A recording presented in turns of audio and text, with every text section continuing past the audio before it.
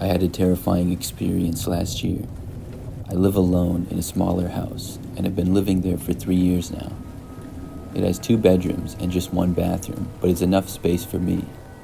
I also have a somewhat small front yard and a fenced-in backyard as well. One Friday night, I got home from work a little early. I didn't have anything going on that night, but was going to hang out with some friends the following day. I decided to do all of my chores right then and there and get them out of the way. There are a lot of chores that I do throughout the week, but also some that I leave for the weekends, like doing laundry and vacuuming the carpet in my house, which is all carpet, and a few other things as well. So after getting home, I did laundry, vacuumed, and cleaned the bathroom as well. I also organized a few other things. It only took me like an hour and a half to do everything, and then I was going to cook some food. I had a recipe that I saved on my phone and I was going to try. However, I realized then that I couldn't find my phone. Obviously, I didn't have it when I was cleaning and stuff. Normally, I would have left it on the coffee table in the living room, or sometimes I left it on the couch. When I looked in both of those places, though, I couldn't find it. I was not worried until I looked in the entire kitchen, and it wasn't there either. I went into the bathroom and my bedroom as well, and I knew it wasn't there, but I looked anyways. After not finding it at all, I wondered if I lost it somewhere at work or something. But then I remembered that I had my phone shortly after arriving back at my house. I had texted one of my friends, so I knew that it had to be around here somewhere. I took all of the cushions off of my couch, and it wasn't there. I basically turned the entire place upside down, but the phone just wasn't anywhere. This really puzzled me. I did not have a house phone or any other phone, so I couldn't call to see where it was. The last place that I decided to look was the basement. I had an unfinished basement which I really never used. There were all kinds of pipes and beams down there, and I also stored several large boxes and other items. I kept my vacuum down there, but just next to the base of the stairs, so I had only gone down there earlier just to grab the vacuum and then put it back. Maybe, just maybe, on some slim crazy chance, it was down there. I mean, I didn't know where else it would be. I turned on the light and then started to head down the stairs. The light did not do a whole lot, and it only lit up one measly bulb near the base of the stairs. After walking down, I looked on the floor next to the vacuum, but saw nothing. I was about to turn and head back upstairs, but then heard a noise. I also thought that I saw some movement out of the corner of my eye. It was mostly out of my sight, and also in a darker area of the basement. When I heard this, I stopped and turned to look in the direction of it. That's when I saw a man come into my view from behind a large box. He was really creepy looking, and I honestly couldn't believe what I was seeing. He was a ways away, and I was so shocked for a second or two that I didn't know how to react. The man then stood up and actually started walking towards me. I then turned and bolted up the stairs like my life depended on it. I made it up to the top and left my basement. Then I slammed the door shut behind me and ran for my front door. I did not stop until I had made it all the way outside. During this, I didn't think at all. It was really all reaction. I just wanted to get out of my house. After leaving, I realized that I hadn't grabbed my keys or anything at all. Obviously, I didn't have my phone, so I couldn't call the police, and I couldn't get in my car either. I also didn't want to go back inside my house, so I ran to a neighbor's. I didn't go next door because I thought the guy might run outside after me. So instead, I ran several doors down and then knocked on the front door of that house. I didn't know who they were, but I just hoped that they would answer. Luckily, after about 30 seconds, they did. I asked them to call the police and then told them what was happening. They agreed to call the police, and we both waited on their front step and watched my house. We saw no sign of anybody leaving. I wasn't sure if the guy had already gone out or if he was still inside.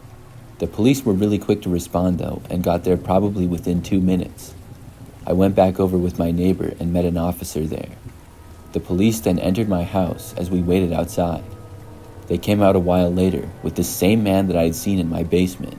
He had still been in the house. In fact, he was found hiding in my basement, and on him he had my cell phone in his pocket.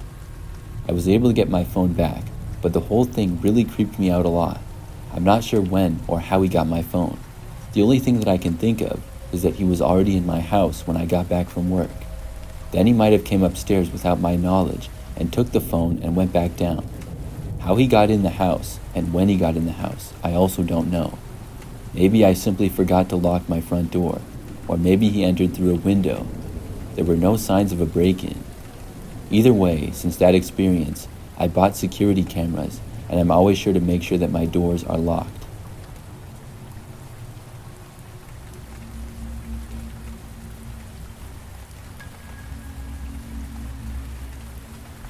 A few years ago, I lost my phone. I just remember that one day I came home from work and realized that I didn't have my phone on me. I tried to remember where I could have possibly left it, but I honestly had no clue. I worked a pretty normal office job in the city at that time. Also, I would walk several blocks to get to my car and then would drive home. It didn't seem that likely to me that I would drop my phone, but I honestly had no clue. So the next day when I went to work, I looked around my cubicle hoping that I had left it there. I thought that it had to be there because I hadn't remembered dropping it or any situations where I could have. I guess it was possible though. After searching my desk and around it, my phone was nowhere to be seen. I felt completely dejected and realized that probably meant that my phone was a goner. If I lost it on the city streets or something, it certainly would not still be there. I logged onto my computer to work after that and figured that I would have to buy another phone later. But when I was checking my email, I saw one with the subject, cell phone. My eyes lit up when I saw this. Could somebody have found my phone? I clicked on the email and read it. It was short and to the point. Whoever sent it said that they had found my phone and got my contact information from it. They wanted to give me my phone back as soon as possible, but asked me if I could pay a finder's fee of $400. My happiness went away after reading the last sentence. A finder's fee of $400? I really hoped that it was a joke. I responded to the email saying that I would meet them as soon as possible when they were available to get my phone back. I added that I hoped they were joking about the $400. The sender of the email did not give me a name, and it was from a Gmail account with just random letters and numbers. They responded to me within the hour and told me that they were not joking and wanted $400 for the phone. My phone was the newest version of the iPhone, which did sell for a lot more than $400. But I would still rather buy a new phone for more money than give whoever this was the satisfaction. It made me really angry that they thought they could do that to me. I asked to meet with the person and didn't say if I would pay them or not. The person said that they would come by my house that night and ask me for my address. I responded saying that I would rather meet in public, but they didn't respond to me after that. All of our communication took place within this one workday for me. At the end of the workday, I left and drove back home. But on the way, I stopped at the store and got a cheap phone to use in the meantime. I was trying to make up my mind of what I would do. Either I would have to buy a new phone or get this person to be reasonable with me. I thought about offering them $100 or trying to negotiate, but that still made me mad. I know I shouldn't have to pay them any money at all. I also considered getting the police involved, but I didn't know if anything could be done. So I got home that night at like 6 p.m. or so. I lived by myself in a pretty standard one-bedroom apartment. About an hour after returning home, there was a knock on my door. I walked over and looked through the peephole to see who was there. When I did, I saw a man standing outside of the door. He was wearing a black jacket, a winter hat, and sunglasses. He was also wearing a scarf that was covering most of his mouth. It was wintertime though, so nothing about it was that strange. I realized this might be the guy who had my phone. He likely got my address from my phone, as he had got my contact information. I opened up the door and said hi to him. I really couldn't tell much of what he looked like because of what he was wearing, but he was a little bit shorter than me. He said that he had my phone and wanted just $400 for it and would give it back to me. Then he reached into his pocket and held my phone up for just a second. I tried to reason with the guy. I asked him why he thought I should give him that much money. He said because he wanted it. I told him that that was unreasonable and it was my phone, so I shouldn't have to pay him. The guy cursed at me and then out of nowhere started walking forward and into my apartment. I didn't have any time to stop him, and I backed up, but couldn't even try to close the door on him. He was already mostly inside. At that point, I just turned and ran for the nearest room, which happened to be my bathroom. I was just a few feet ahead of the guy but when I started running, gained some distance on him. I got into the bathroom and then slammed the door shut and locked it. The guy tried entering seconds later, and after that I heard him walk away. He was still inside my apartment though. Luckily, I had my crappy phone that I just bought at Walmart. I dialed 911 as I heard the guy rummaging through my apartment. I told the police what was going on, and I was told that some officers were on the way. Still, I was pretty scared being alone in my place with this creep. I heard him go into my bedroom, as well as the living room and kitchen. I hoped that he wouldn't try to enter the bathroom again, and luckily, he didn't. He remained inside of my apartment for maybe 5 minutes, and then I heard him leave. I stayed in the bathroom until the police got there, though. They arrived about 5 minutes after the man left. When I went back out, I saw that my apartment was pretty messed up. The guy was probably looking around for anything valuable that I had, and he did steal a few things. Luckily, my wallet was still on me. I told the police all of the information that I could, and they said they would look into it. Unfortunately, I never got my phone back. I still don't know who stole it. I've considered that it was possibly somebody who works in my building that did it. My office building is very large, and multiple companies are in there. Lots of people go through the building, so that might be what happened, but I really don't know that for sure.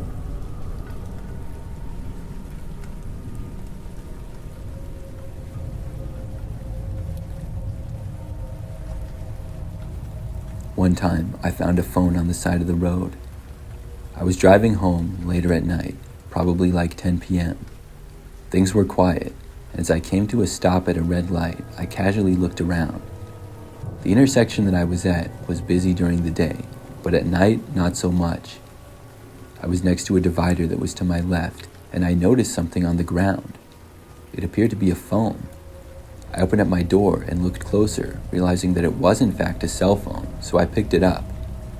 It had been raining outside, so the phone was pretty wet, and I figured it was probably broken. But after looking closer, I saw that it was an iPhone, and I hit the power button and it actually turned on. After that, the light turned green, so I had to finish driving home. But once I was back, I took the phone out and looked at it. Nothing appeared to be wrong with it, and I wanted to return it to the rightful owner. The phone was password protected though, so I had no clue who it belonged to. I tried 1234 as the passcode and some other obvious ones, but none of them worked. After that, I tried using voice commands. I asked Siri who the owner of the phone was, and she said the phone belonged to Brian. Now I had a name, but unfortunately, it was a pretty common name. I asked Siri Brian's contact information, but I was told that the phone had to be unlocked for that. That was the same for everything else. I tried a lot of other commands, but didn't get any results, so I only had the one name to go off of. After that, I decided to make a post on Craigslist that I found somebody's cell phone. I described where I had found it and included a picture of it, and asked for the owner to get in touch with me. Within a day, I got a reply. The first reply, though, was somebody claiming that the phone was theirs. I asked them what their name was. If they answered with anything other than Brian, I knew it wasn't theirs. The first person didn't want to give me their name and asked me why I wanted to know. I said because I know the name of the person who the phone belongs to, and I want to make sure that it's you. They responded saying their name was Joe, and I knew that they weren't the owner. Sometime later, though, I got another reply with somebody saying that it was their phone. When I asked them their name, they said Brian. I finally had found the owner. I was really happy, and I couldn't believe that it actually worked. I asked Brian where he wanted to meet to pick up his phone. Brian told me that he didn't want to cause me any trouble, and he could just stop by my house. When he said that, I thought maybe I shouldn't give him my address. But I told myself, I'm not selling anything on Craigslist, I'm just returning the phone to the owner. So I convinced myself that it was fine, and I gave Brian my home address. He told me that he would stop by at 8 p.m. to pick up the phone. I agreed, and that night at around 8 p.m., there was a knock on my front door. I went over and answered it, and Brian was there, or at least I assumed that's who he was. He had sort of short reddish hair and was about average height. I said hi to him and then handed him the phone. He took it and then asked me where I found it. I told him, and he was like, "Oh yeah, that's crazy." Then he just kind of stood there for a few seconds. I was about to say, "Well, have a good night now," and then close the door. But then randomly, he asked me if he could come inside for a minute. I didn't want him to. I knew nothing about this guy, and I certainly knew better than to let him into my house. Plus, I was the only one home at the time. So I told him that I was about to go to bed, and then I started to shut the door. He kept standing there, but said okay. I then closed the door and locked it. Then I turned out the lights right inside. It didn't seem like Brian was walking away though, so I went over to the living room window to look. When I did, I saw Brian still standing there on the front step. It was really weird. Then, probably 30 seconds later, he slowly walked back to his car that was parked on the side of the street. He got inside, and I was about to walk away, but I wanted to see him leave. He sat inside of his car, but did not immediately drive away. I kept watching, and I wasn't going to leave until he did. For like 5 minutes, he was just sitting inside of his car. Then he got out of it again. He started walking back up to my front step, and I had a bad feeling when I saw this. I didn't know what he could possibly want. I was expecting him to maybe knock on the door or something, but he didn't. Instead, he stood on the front step and looked around for a few seconds. Then he started to walk away to the side of the house. When he was out of sight, I finally moved and went to another window. I went to my bedroom, and when I got to the window, just barely saw him go out of sight and behind my house. Now he was in the backyard, and I didn't like this at all. I moved to another back window and then turned on a back light to outside. When it went on, I saw Brian continue to walk through my backyard, but now to the other side of my house. Then he casually walked around the back to the front yard. Once he was there, he returned to his car. Then he started the engine and drove away. I was really weirded out by this.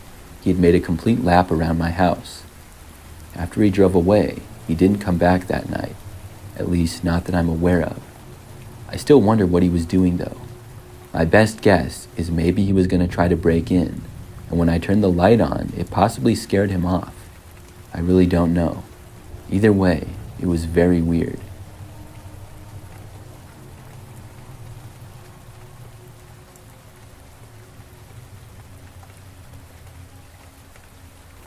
This happened just a few months ago. I went to a park to work out with my friend Mikey. There's a park not too far away from where we live, and it has everything. There's a baseball field, basketball courts, and a playground. There's also picnic tables and several large grassy areas. Overall, it's really big. Sometimes I go there with my friends to play basketball or whatever. On this day, Mikey and I were doing some conditioning in the park. We both play sports and are there all the time. It was a little bit later on this night though, at right around sunset. The park had some lights, but after sunset, it would get pretty quiet. So by this time, most of the people had left already. There were a few people here and there spread out, but not that many. The park also had 2 parking lots, one on each end of it. Mikey and I had been running in one of the large grassy areas where there wasn't really anybody else around. When we left, we walked all the way back to the parking lot and got inside of my car. It was sort of a long walk, and after getting back, I realized that I didn't have my phone. I also didn't know where it was. I soon figured out that I likely forgot it where we had been at the park. We would set our stuff down when we worked out, and obviously I wouldn't run with my phone in my pocket. So we got out of my car and started walking back over to see if I had forgot it on the ground. Now, a long distance away, near where we had been, I saw this guy walking. I assumed that he was just passing by, but the guy then looked to the ground near where Mikey and I were. I saw him pick up what appeared to be a phone from the ground, and I knew it was mine. I started to run over to the guy, not wanting him to leave with my phone. But when he picked it up, he turned instantly and started walking in the other direction. I started yelling at that point, but he was still a good ways away. He didn't stop and ignored my yelling. Now I started sprinting at full speed. The guy was walking pretty fast and heading towards the other parking lot. As I kept running and yelling for the guy to stop, he then started running. He sprinted to a car that was parked in the lot and then got inside. I kept running, but he started his engine and drove away before I could reach him. Then I turned and started sprinting back for my car in the other lot. Mikey was about halfway there, and I waved him back. He also saw everything that happened and started running back to the parking lot with me. There was a good chance that the guy would have to drive past the parking lot that we were in. Ours was closer to a more common road, and the other parking lot was kind of the back one. We made it back to my car and got inside just in time to see the guy driving past our lot. I started my car and instantly pulled out and onto the road behind the guy. We kept a distance back, but followed him.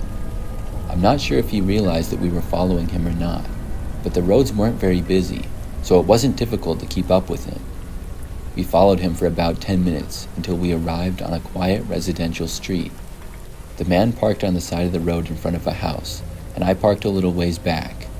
Then he got out of the car, and I got out to confront him. I quickly walked in his direction as he headed towards the house. I yelled at him again, and this time he looked at me. I said that I saw him pick up my phone at the park. He turned away and said he didn't know what I was talking about, and then told me to leave him alone. Then he hurried to the front door and went inside. I wasn't going to try to follow him into his house or anything, but I knew that he was lying to me. Mikey followed me, and we went to the front door after the man went inside. I then rang the doorbell, and when nobody answered right away, I knocked on the front door. Like 10 seconds later, the door opened up. The guy came out holding a baseball bat, and we backed away. Then a woman came out of the house as well, also holding a baseball bat. Mikey and I ran back for the car, and they chased us all the way there. I was afraid that they were going to try to whack my car or something, so I drove out of there as fast as I could. We were able to get away, and Mikey called the police on his phone and reported what had happened. We parked on the next street over as we waited for the police to get there. About 10 minutes later, they arrived. The police ended up knocking on the guy's door. He denied everything, but then he tried running away. I guess he had run-ins with the cops in the past, and some recently, so he didn't want to talk to the officers. I didn't see what happened, but I guess the police ended up getting into the house, and the guy and the woman got busted for drugs. They also recovered my cell phone, which I got back. That was one of the craziest experiences that I've ever had. Looking back though, I probably shouldn't have followed the guy. Knowing who he was now, he could have been dangerous. I don't think he knew I was following him, because if he had known, he might have tried to do something about it.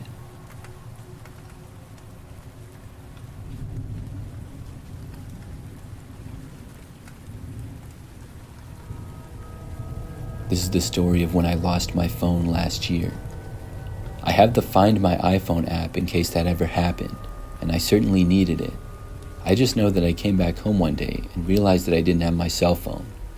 Now, I lived by myself in an apartment, and I didn't have another phone. I had gone to quite a few places that day, my job, which is in retail, and several other stores. My first thought was to check my car, and when it wasn't there, I knew I was screwed. Still, I remembered the Find My iPhone feature, and I decided to try it out. I went on to my MacBook Pro, and I looked at where the location of my iPhone was. It actually seemed to work, and it showed that my iPhone was located in a park in my city. I found this odd because I hadn't been there, but I had been to some locations that were pretty close by. I decided to go to the park and see. I wrote down directions there on the back of a post-it note and then headed out.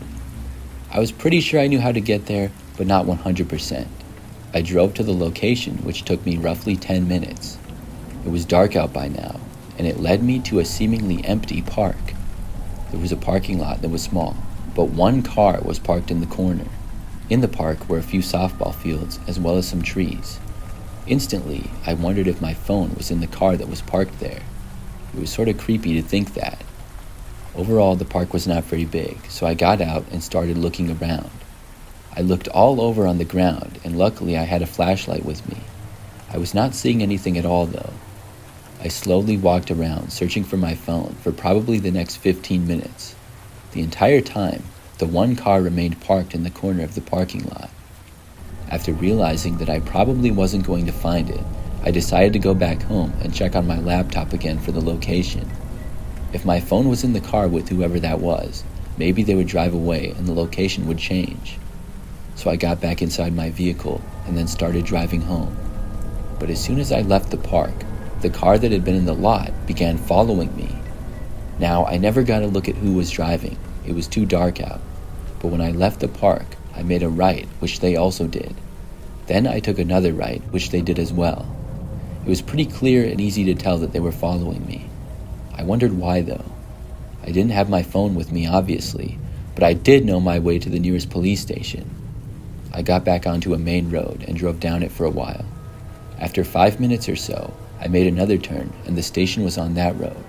I knew it because I would drive past it every day to go to work. When I got there, I pulled in and the car behind me did not. I decided to report what happened to the police while I was in there. Unfortunately, they said there was not much they could do. After that, I went home.